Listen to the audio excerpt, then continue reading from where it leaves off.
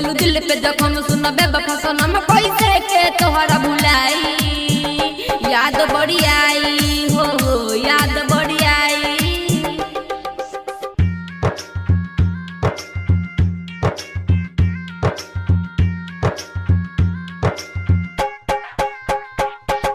DJ Kanchan Raj Hajipur Vaishali.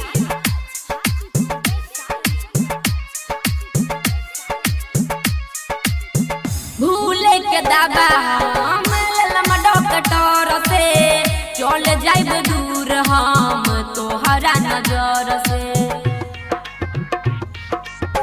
भूले के दावा हम डॉक्टर से चल जाइब दूर हम तोहरा नजर से। भरल दिल में बागम कैसे सही रे हम। भरल दिल में बागम कैसे सही रे हम। दिल कैसन पीड़ जगाई।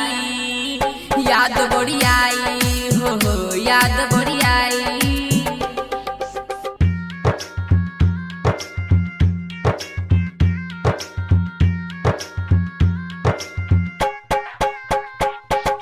डीजे कंचन राज हाजीपुर वैशाली।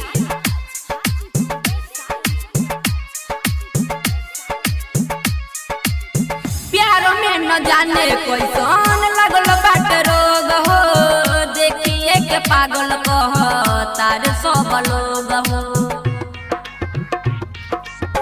प्यार में न जाने कैसन लगल बाट रोग हो। देखिए के पागल कह तार सब लोग हो। बाबू चंदन के राइटर बिरजू के। बाबू चंदन के राइटर बिरजू के कहे दिहलू तू रोआई। याद बड़ी आई हो याद बड़ी आई। DJ Kanchan Raj digital recording studio, नीम चौक, चौसीमा।